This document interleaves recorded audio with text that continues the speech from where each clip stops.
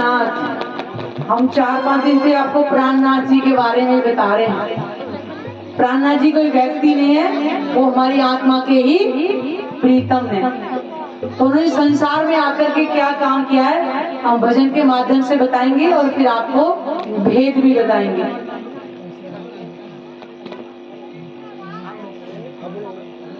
श्री प्राणनाथ पूरन ब्रह्म ने सब धर्म का झगड़ा मिटाया। श्री प्राणनाथ पूरन ब्रह्म ने सब धर्म का झगड़ा मिटाया। है सोई खुदा सोई पूरन ब्रह्म ये ज्ञान अनोखा सुनाया। सोई खुदा सोई पूरन ब्रह्म ये ज्ञान अनोखा सुनाया। श्री प्राणनाथ पूरन ब्रह्म ने सब धर्मों का झगड़ा मिटाया।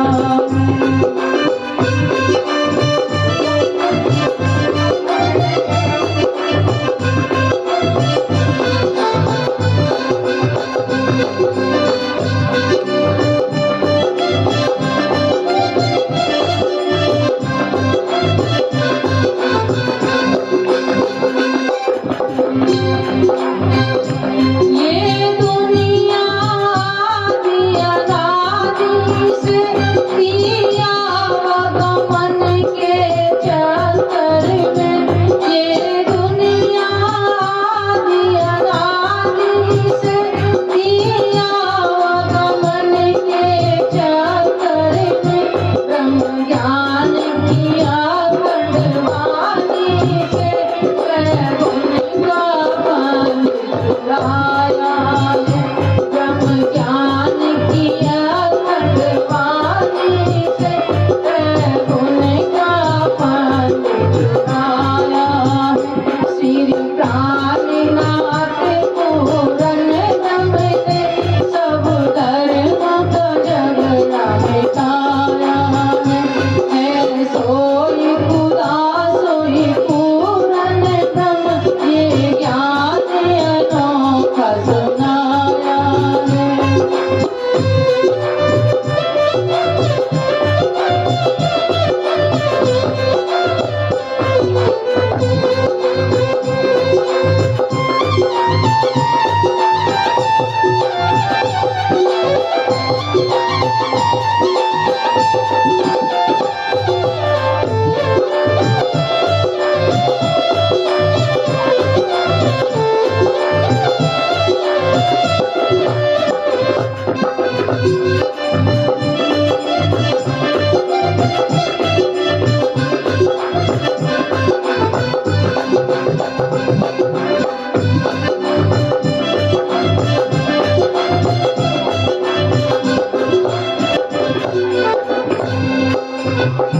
सब कहते हैं एक पूरन ब्रह्म पर है वो कौन मिटाना भरम। सब कहते हैं एक पूरन ब्रह्म पर है वो कौन मिटाना भरम। अपनी पहचान बता करके निज घर का रास्ता बताया है। अपनी पहचान बता करके निज घर का रास्ता बताया है।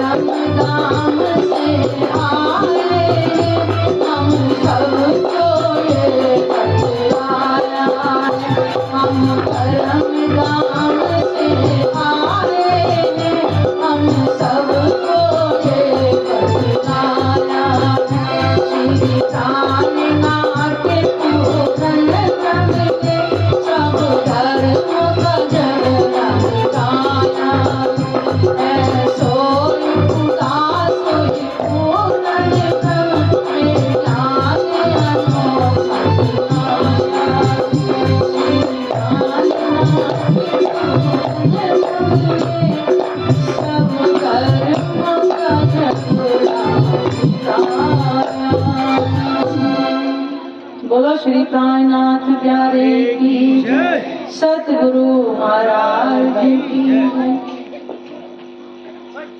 श्री प्राणनाथ पूर्ण ब्रह्म। पहले पूर्ण ब्रह्म का मतलब, पूर्ण का मतलब क्या है? पूर्ण का मतलब है पूर्ण अतिगुण, जिसमें कोई कमी ना, और केवल वो एक ही है। तो वे तारे की श्री प्राणनाथ पूर्ण ब्रह्म ने सब धर्मों का झगड़ा मिटाया, सोई खुदा सोई पूर्ण ब्रह्म ये ज्ञान अनोखा सुनाया। इस वाणी से आज हमें पूर्ण ब्रह्म परमात्मा की पहचान हो रही है, जिसमें हिंदू क्या बोलते हैं? एको ब्रह्म द्वितीय नास्ति, कि परमात्मा केवल एक है, दूसरा नहीं है। उधर मुस्लिम पक्ष भी कहते हैं कुल्लू अल्लाह अहद, अल्लाह भी एक ही है। इधर ईसाई बोले supreme truth God only one, वो भी एक ही बोल रहे हैं। उधर सिख पंथ में कह रहे हैं वाहेगुरु ओनली पुरुष, एको पुरुष सब बना रहे, एक ही पुरुष है। तो जब सब एक ही बता रहे तो अंतर किस चीज का है? भाषा का। शांति में बैठ के सुनोगे बच्चों, शांति। तो आज हम उसकी जाने कि आखिर वो एक है कौन। तो प्राणनाथ जी ने कहा है सोई खुदा सोई पूर्ण ब्रह्म ये ज्ञान अनोखा सुनाया है। ये ज्ञान ना हिंदू ना मुस्लिम ना सिख ना ईसाई, ये सबके लिए आया है। वही पूर्ण ब्रह्म परमात्मा है, वही अल्लाह है। हुक्मे वेद कतेब में लाखों लिखे निशान, परमात्मा ने अपने हुक्म से ही धर्म ग्रंथों में सब कुछ लिखवा दिया गया था। ये दुनिया आदि अनादि से थी आवागमन के चक्कर में, यानी कि ये संसार बनते हैं और मिटते रहते हैं। इस 14 लोक का जो ब्रह्मांड है इसको क्या कहा है? ब्रह्म सत्य जगत मिथ्या, क्योंकि पर ब्रह्म कभी न बनता है न मिटता है, ऐसे संसार बनते और मिटते रहते हैं। इसलिए हम आपको बार बार याद दिलवाते ग्रंथों की, क्योंकि भागवत पुराण में महाप्रलय का वर्णन लिखा हुआ है। 4 तरह की प्रलय, नित्य नैमित प्राकृतिक और महाप्रलय। 3 प्रलय पे से ब्रह्मांड पूरा समाप्त नहीं होता, लेकिन महाप्रलय में पाताल से लेकर वैकुंठ और 700 निराकार मंडल, उसके अष्टावन गायत्री आदि नारायण तक, ये सब कुछ महाप्रलय में समाप्त हो जाएगा। इसलिए कह आदि अनादि से आवागमन के चक्कर में ये संसार बनते हैं और ब्रह्मा विष्णु महेश बनते हैं और इनसे सृष्टि की रचना होती है और ये जीव आवागमन में चलता ही रहता है। और 84 लाख योनियां आज दोपहर के मंच में भी बताई थी, शायद भैया ने कल शाम को चुटकुले के रूप में बता रहे थे। वो आत्मा का विषय नहीं था, जीव का विषय जो गर्भ के अंदर जाता है। और वो जीव सबके अंदर होता है, चींटी से लेके हाथी तक, वो सब के अंदर विष्णु भगवान का अंश होता है, जिसको हम जीव कहते हैं। आत्मा केवल परमात्मा का अंश है, वो किसी और योनि में नहीं जाती, केवल मनुष्य के ऊपर ही बैठकर वो खेल देखती है। जीव और आत्मा का विवरण पहले समझ के जाए। जीव अलग है, आत्मा अलग है। जब से सृष्टि बनती है, जब से जीव की उत्पत्ति होती है, लेकिन ब्रह्मात्मा तो केवल पहली बार द्वापर में आई थी और ब्रह्मात्मा ने केवल 11 साल और 52 दिन की लीला देखी थी काल माया के ब्रह्मांड में, जो ब्रिज में आई थी। और तीसरी बार अब कलयुग में आई है विक्रम संवत 1638 से, जिनका प्रकटन इस कलयुग में हुआ है। ये दुनिया आदि अनादि से थी आवागमन के चक्कर में, यानी कि जन्म मरण के चक्र में चलता ही रहता है। कब तक? जब तक ये सृष्टि रहती है। ब्रह्म ज्ञान की अखंड वाणी से तय गुण का फंद छुड़ाया है।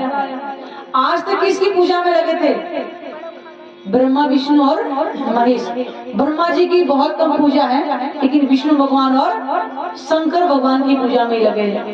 लेकिन ये भेद हमें समझ रहा है, जिसके बारे में कबीर जी ने कहा 3 गुणन की भक्ति में भूल पड़ा संसार, और कहे कबीर निज नाम बिना कैसे उतरे पार। निज नाम किसको बोला गया? इस वाणी को निज नाम, निज नाम पढ़ा तिन सब पढ़ा, और सब मंत्रों का भेद, और निज नाम बिला खाली गए, पढ़ पढ़ चारों वेद। भले ही चारों वेदों कंठस्थ कर लिया जाए, अगर इस ब्रह्म ज्ञान को अगर धारण नहीं किया तो भी कोई लाभ नहीं है। और हम नहीं कह रहे कि त्रैगुण की भक्ति आप छोड़िएगा, खुद वो स्वयं कह रहे हैं। शंकर भगवान कैलाश पर्वत एक वृक्षशाला को पहन करके हमेशा आंख बंद करके ध्यान में लीन रहते हैं। अभी दुनिया कहती है कि शंकर भगवान का तीसरा नेत्र खुलेगा तो सारी सृष्टि भस्म हो जाएगी। सारी सृष्टि भस्म नहीं होगी, वो तीसरा नेत्र उनका वो ज्ञान चक्षु का नेत्र खुला हुआ है, जो बैकुंठ को छोड़कर कैलाश पर्वत पे जाके हमेशा परमात्मा के ध्यान में लीन रहते हैं। और शंकर भगवान हमें बता के आ रहे हैं, ये कभी सोचा है? शंकर भगवान के चांद पर शीश पे जो चंद्रमा जो दिखाया गया है, क्या वास्तव में उनके शीश कमल पर चंद्रमा है क्या? बताइए। अभी कैलेंडर में घर में जाके देखिए, उनके शीश कमल पे आधा चंद्रमा दिखाते हैं, वास्तव में है क्या? वो हमें बता रहे हैं कि जैसे चांद शीतल होता है, अब फुल चांदनी रात निकल रही होगी, शायद चंद्रमा पूरा निकला है, जब ये लाइट नहीं होगी उसकी चांदनी कितनी सुहानी लगती होगी, कितनी शीतल होगी। तो शंकर भगवान को कह रहे हैं कि तुम भी चंद्रमा की तरह शीतल रहो। जो आज इंसान के अंदर इतनी ईर्ष्या द्वेष की अग्नि धधक रही है, वो हमें समझा रहे हैं कि चांद की तरह तुम्हें शीतल रहना है। शंकर भगवान भांग धतूरा नहीं खाते। अभी शिवरात्रि पे लोगों ने बेर भी चढ़ाए और फल भी चढ़ाए, और उस पर वो क्या होता है, वो धतूरे का वो फल सा क्या है कांटे वाला, वो भी चढ़ा देते हैं। अरे सोचो वो क्या, वो परमात्मा के ध्यान में लीन रहते हैं, ना कि भांग धतूरा खाते हैं। सोचा कभी ब्रह्मांड के मालिक कहे जाते हैं शंकर भगवान, वो भांग धतूरे का नशा नहीं करते, वो परमात्मा के ध्यान में मगन रहते हैं। कभी सोचो। और हमको भांग धतूरा खिला खिला के उनको, और उन्हीं के नाम पे हम भी भांग घोट घोट के पीते हैं। और क्या कहें, अरे शंकर भगवान इनको पीते हैं।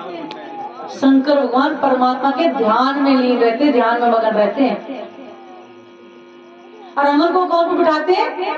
4 बैलों के ऊपर बिठा देते हैं। नादिया 4 खुर वाला पैर जो होता है बैल, उस पर बिठा देते हैं। 4 धर्म रूपी क्या है? वेद हैं जिनके वो ज्ञाता है। वो 4 खुर वाले बैल के ऊपर नहीं बैठते हैं, ये अलंकारिक शब्द है सब। हाँ, और हम लाखों गाड़ियों में चलते हैं और शंकर भगवान को एक बैल पे बिठा देते हैं। वो हमें ये समझा रहे हैं। तो क्या है, ब्रह्म ज्ञान की अखंड वाणी से त्रैगुण का फंद छुड़ा है। शंकर भगवान परमात्मा के ध्यान में लीन रहते, और विष्णु भगवान भी परमात्मा का ध्यान करते हैं। यही बात तो लक्ष्मी ने पूछी कि नाथ तुम किसका ध्यान करते हो? जब क्योंकि लक्ष्मी जी को क्या कहा था कि तुम घर में क्या बैठे, तुम बाहर जाओ, अपने भक्तों को देखो, तुम्हें कोई उनको फल तो मतलब नहीं मिल रहा है क्या? देखभाल करो, कोई प्रेम अगर तुमसे भक्ति कर रहा है, उसका फल उसको नहीं मिल रहा है तो तुम देख कर के आओ। उसी बीच में क्या है, लक्ष्मी जी आ जाती है ब्रह्मांड में भ्रमण करने के लिए, और विष्णु भगवान ध्यान में लीन हो जाते हैं। तभी तो उन्हें पूछा कि नाथ क्यों, कि नारद जी क्या होते हैं? नारद जी कभी स्थिर नहीं रहते, वो पूरे ब्रह्मांड में घूमते रहते। उन्होंने कहा माते आप इस ब्रह्मांड में घूम रही हो, और विष्णु भगवान किसके ध्यान में इतने मगन है, कभी आपने सोचा है? तो जाके लक्ष्मी जी एक दिन देखती है उनको कि नाथ तो ध्यान में मगन है।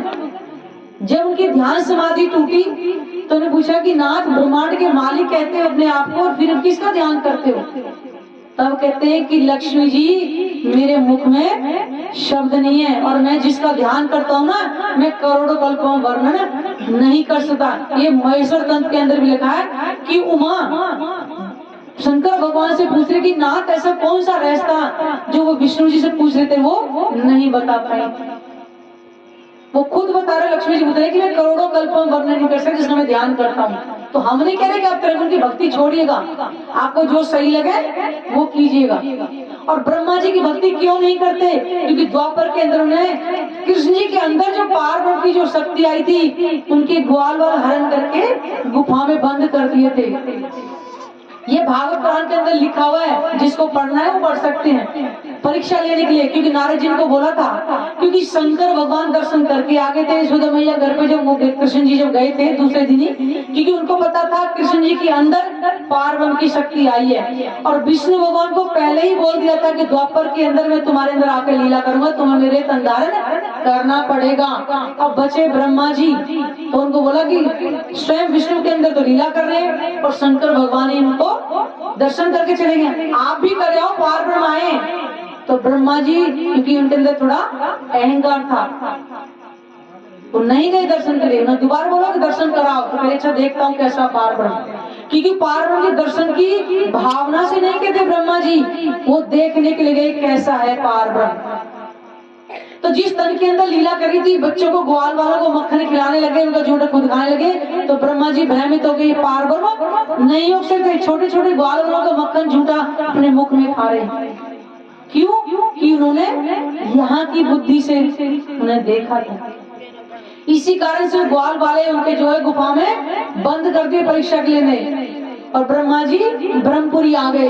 तत्क्षण उसी समय जो कृष्ण जी के अंदर जो पार्वती की शक्ति ने तत्क्षण ग्वाल वाले नए गाय बछड़े सब बना दिए थे। और ज्यों के तो घर जा रहे हैं, न माँ ने बच्चों को पहचानने से मना किया और न गैया ने दूध देने से मना किया था। और ये लीला कब चली? 1 वर्ष तक पूरा। संसार में कोई नहीं पहचान पाया कि नकली बछड़े नकली ग्वाल वाले हैं। फिर से इन्होंने बोला नारद जी ने कि जाओ दर्शन कराओ। फिर आई करे, अब मैं देखता हूँ तेरा पार ब्रह्म कैसा है। तो देखा तो लीला यूं के जो चली, गाय बछड़े सब कुछ वहीं पर घूम फिर रहे हैं। तो उन्होंने सोचा कि अच्छा ग्वाल वाले ना सब हटा के पत्थर गुफा से बाहर निकाल लिए। तो ब्रह्मा जी ने देखा कि जैसे ग्वाल वाले बाहर थे और जो असली वाले जो के थे अंदर है। तब ब्रह्मा जी को भूल हुई कि वो वास्तव में ये पार ब्रह्म है। और उन्होंने सोचा कि मेरा अब पश्चाताप कैसे है, अब भूल तो कर दी। तो क्या कहते हैं कि इनकी झूठन अगर मुझे मिल जाए तो मेरा उद्धार हो जाए। इसी कारण से ब्रह्मा जी ने क्या किया था कि ग्वाल वाले जब पतलों में खाना खाएंगे तो वो जो पतले जो फेंक देंगे, उसमें से जो झूठन मुझे मिलेगा ना, उसका प्रसाद मैं लूंगा तो मेरा उद्धार हो जाएगा। तो कृष्ण जी के अंदर जो पार शक्ति उन्होंने दूर से पहचान लिया ब्रह्मा जी को करूँ धारण करके बैठे हुए। तो उन्होंने क्या किया था, क्योंकि कृष्ण जी छोटे से तो थे और सुंदर लगते ही थे, क्योंकि पार की शक्ति उनके अंदर लीला कर रही है। तो उन्होंने क्या किया, ग्वालों को आज पत्रों को बाहर नहीं फेंकना है, आज क्या करना है, छोटी छोटी तय करके गायों के मुख में दे देना। अब जैसे वो करते थे वैसे ग्वाल वाले करते थे। अब ब्रह्मा जी को एक कण भी नहीं मिला। फिर उन्होंने सोचा चलो यहाँ से नहीं मिला तो जमुना तट पे चढ़ते, जमुना जी में कुल्डी करेंगे तब मिल जाएगा। और वहां पे सोने की मछली बन के इधर इधर जमुना जी में तैर रहे हैं। तो उन्होंने तो फिर से पहचान लिया, अच्छा ब्रह्मा जी सोने की मछली बन के घूम रहे हैं। तो उन्होंने कहा देखो आज कुल्डी करके बाहर नहीं फेंक रहे पानी को, मुंह में रख के कुल्ला करते बाहर फेंकते हैं, अरे आज अन्नकूट का दिन है। उनको बोला आज अन्नकूट का दिन है, आज अंदर ही पी जाना। उन्होंने फिर से वैसे ही किया। अब ब्रह्मा जी का अहंकार चूर हो गए। तो मुझे ये भी नहीं क्षमा मांगी कि मुझे माफ कर दो, मुझे आपके स्वरूप की पहचान नहीं हुई थी। ये हम नहीं कह रहे, धर्म ग्रंथ करे भागवत पुराण के अंदर लिखा है कि ब्रह्मा जी ने कैसे उनकी परीक्षा ली थी। तो कहते हैं कि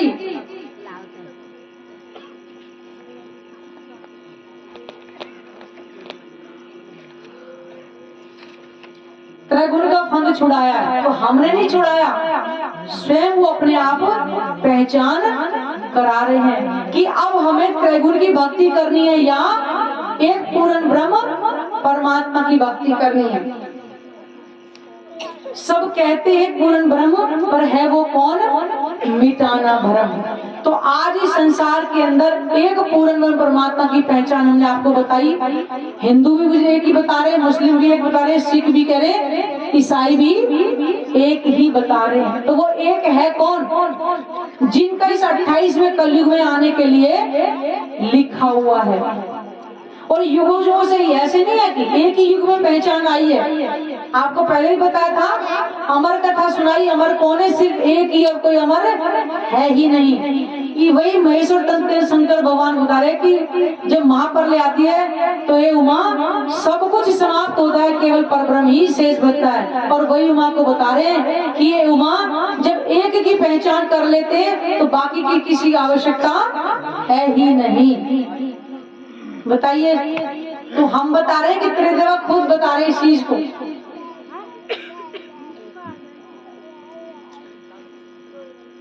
अपनी पहचान बता करके निज घर का रास्ता बताया है। इस ब्रह्मवाणी से हमें आज परमात्मा के धाम की, उनके स्वरूप की यहीं बैठे बैठे आज पहचान मिल रही है। कैसे? धर्म ग्रंथों में केवल संकेत के रूप में कहा गया था। जैसे अथर्ववेद में लिखा है अयोध्या, दिव्य ब्रह्मपुरी करके लिखा हुआ है। केवल इतना जो लिखा है कि वो स्थान है, लेकिन वो कैसा है वो उनमें भी नहीं लिखा। लेकिन इस वाणी के अंदर लिखा हुआ है वो 9 भूमिका वाला रंग महल, जिसमें आत्मा परमात्मा रहते हैं। जैसे हमारे ईंट पत्थरों के मकान है ना ये, लेकिन परमात्मा का जो महल है उसका वर्णन इस संसार में किया नहीं जा सकता, क्योंकि वहां की हर चीज नूरमयी है और चेतन है। वो 9 भूमि का महल आपके पुराण संहिता के अंदर भी आता है, क्योंकि धर्म ग्रंथों में लिखवा देना अपनी पहचान बता करके निज घर का रास्ता दिखाता है। यानी कि परमात्मा ने अपने हुक्म से ही गवाही के लिए, ताकि सबको ये पहचान हो जाए। पुराण संहिता में जैसे वाणी के अंदर आता है पुखराज पहाड़ का वर्णन है। जैसे हम यहाँ ताजमहल घूमने के लिए चले जाएं तो इसे जो ताजमहल है, ऐसी परम धाम के अंदर पुखराज पहाड़ करके वो कितना 2000 भौम ऊंचा है, उसका वर्णन पुराण संहिता में पुष्प राग करके लिखा हुआ है। संकेतों में वर्णन है, लेकिन आज तक किसी ने नहीं बताया। लेकिन प्राणनाथ जी ने अपनी पहचान बताई, जाओ धर्म ग्रंथों को जाकर के पढ़ लो। तभी तो कहा अपनी पहचान बता करके निज घर का रास्ता दिखाया है। तो आज हम ब्रह्मात्मा संसार में खेल देखने के लिए आई हैं। अनेक धर्म ग्रंथों से हमें पहचान भी बता दी। उसी पुराण संहिता के अंदर वर्णन है कि 12,000 ब्रह्मात्माएं संसार में खेल देखने के लिए आएंगी, और 2 सखी परम धाम की वो जागृत बुद्धि का ज्ञान लेकर के आएंगी, जो भागवत पुराण में भी लिखा है, पुराण संहिता में लिखा है और कुरान के अंदर भी लिखा है। तो फिर बताइए अंतर क्या है? उन्होंने तो सारे भेद खोल दिए। बताइए। श्री विजया प्राणनाथ नर तन में पधारे हैं साक्षात। विष्णु भगवान राम अवतार में आए तो राम कहाँ? यहीं का तन था ना। और विष्णु भगवान राम अवतार में लीला करके वापिस से फिर वैकुंठ चले गए थे।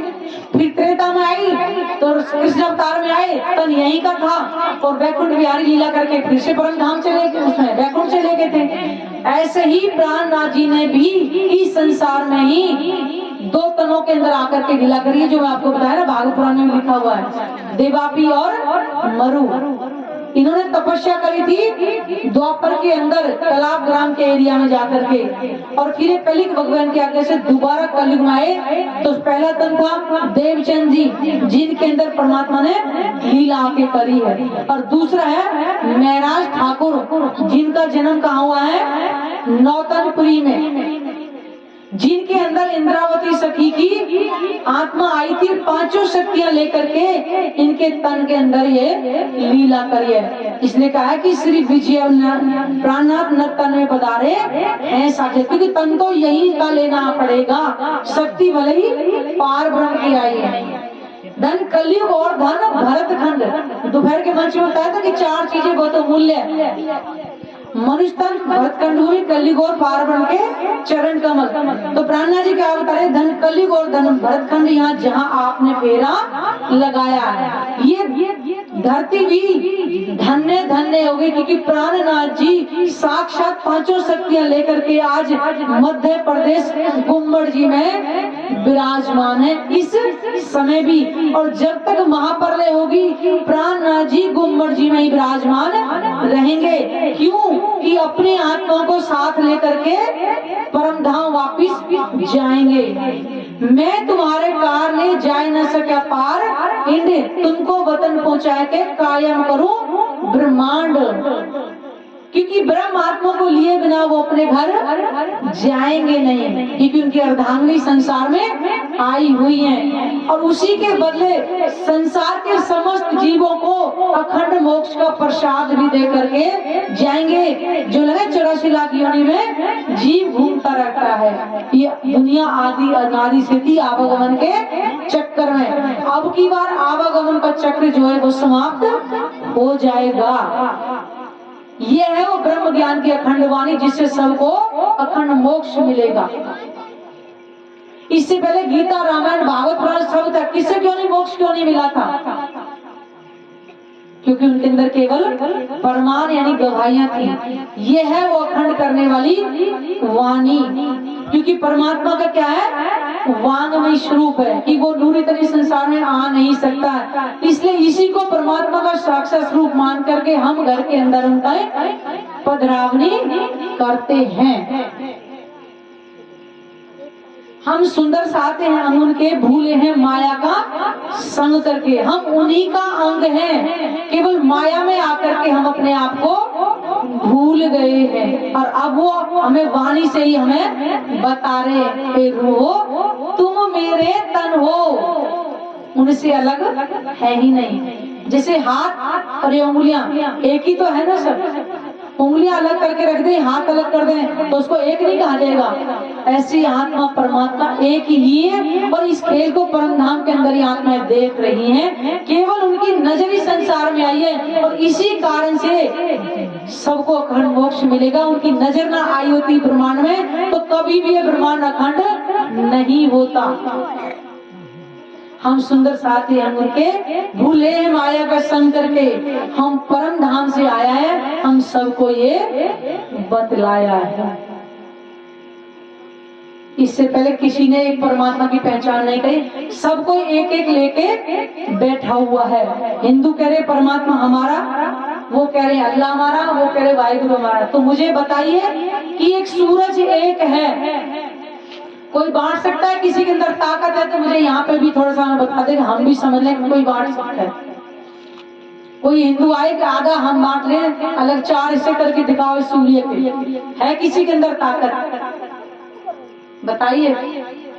ये आसमान इसके 4 टुकड़े कोई करके दिखाए कि हम अपना और बांट लेते हैं। सबके लिए, सबके लिए एक ही सूर्य है, एक ही आकाश है, एक ही धरती है। हम यहाँ ठीक है टुकड़े टुकड़े बांट लेते हैं, लेकिन 4 हिस्से अलग अलग करके कोई दिखा दे, कोई नहीं कर सकता। इसलिए भ्रम को निकालें कि हम हिंदू हैं, वो मुस्लिम है, वो सिख है, वो ईसाई है। एक ही भाव लेना है कि मैं आत्मा हूँ बस, और कुछ नहीं। और गीता में साफ लिखा है आत्मा न जन्मती है न मरती है, न वो मारती है न मरवाती है किसी को। यहाँ भाई भाई को मरवाने को तैयार है, बताइएगा। तो फिर वो आत्मा है कहाँ? पहचाने अपने आप। जल गीला नहीं कर सकता, अग्नि जला नहीं सकती। यहाँ तो मरने के बाद सब कोई दब के राख, कोई जल के राख। पहचान परमात्मा एक ही था, एक ही है और एक ही रहेगा। इसलिए धन्य है वो कलयुग जिसमें परमात्मा अपना ज्ञान स्वरूप लेकर के आए और स्वयं हमारी पहचान में करा रहे हैं। अपनी करा रहे, हमें भी अपनी करा रहे कि तुम परम धाम में मेरे से अलग नहीं हो। ये नकली तन केवल नाटक के लिए मिले हुए हैं। जब पिक्चर में हीरो का एक हीरो, किसी पिक्चर में कोई नाम होता है, किसी पिक्चर में कोई नाम होता है, तो क्या नाम से पुकारेंगे? असल नाम से जानेंगे उसको, असल से जानेंगे ना। ऐसे ही परमात्मा एक ही है। और धन्य भाग कि हमें कलयुग में मनुष्य तन मिला हुआ है, भरतखंड भूमि मिली हुई है। आप बाहर के देशों में जाओगे इतना नरकीय खाना होता है, नरकीय पहनना होता है। अपने आप को सौभाग्यशाली समझे हम। यहाँ सभ्यता है, या फिर भी प्रेम है। और अपने आप को आत्म भाव ले, जिसके लिए आपको कुछ ही नहीं करना पड़ता। हम आपको बार बार कहते हैं कि परमात्मा को पाना इतना आसान है। एक देवी देवता की पूजा करने के किसी पंडित के पास आप जाना, वो आपको पूरी लिस्ट बनवा देगा, लेकिन यहाँ आपको कुछ नहीं करना है, केवल आत्म भाव लेना है, थोड़ा सा समय निकालना है। कुछ कष्ट भी नहीं सहना पड़ रहा आपको, ना आपको करे दंडवत परिक्रमा लगाओ, ना अग्नि में बैठ करके तपो, कुछ नहीं कहा जा रहा है। बैठ करके थोड़ा सा चिंतन करना है। ना त्रिकुटी का द्वार खोलना, ना भरकुटी का, ना दसम द्वार का, केवल प्रेम का द्वार खोलना है। परमात्मा के हृदय में हमें समाहित होना, कुछ भी नहीं करना। इतना आसान है परमात्मा को पाना, और हम फिर भी नहीं कर पा रहे। क्यों? कि अब हमें ही अपनी पहचान हुई। इसलिए कहते हैं वाणी में कि पहले आप पहचानो रे साधो, पहले आप पहचानो, और बिना आप चीने पार ब्रह्म को कौन कहे मैं जानूं। जब तक तुम्हें अपनी पहचान नहीं, तुम कैसे परमात्मा की पहचान कर सकते हो?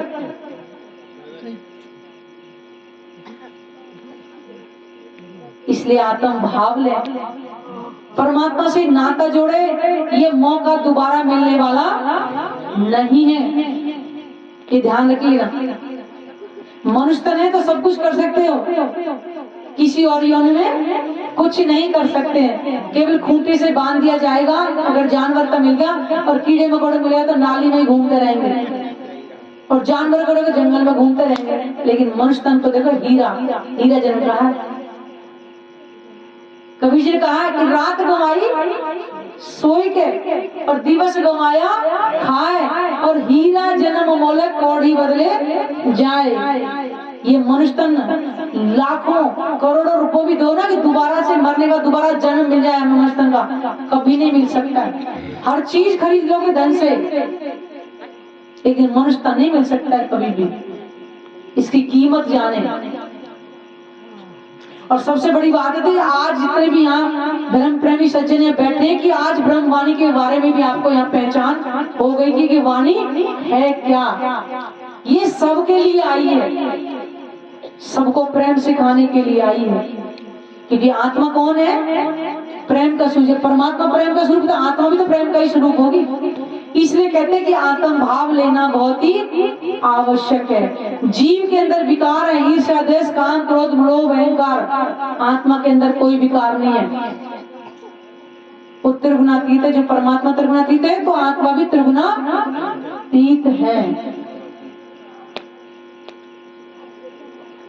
अपने मनुष्य तन को सार्थक बनाएं, और आपके जिसके दिल में अगर इच्छा हो तो परमात्मा से अपना नाता जोड़े। ये नहीं कि हमें बचपन से ज्ञान नहीं मिला, जब लग भूली बतन तब लग नहीं दोष। जब तक हमें पता ही नहीं थी, तब तक ही तो माफी मिल जाएगी। इसलिए परमात्मा की भक्ति करें, और अपने मनुष्य तन को सार्थक कराएं, और अपने घर वापिस चले।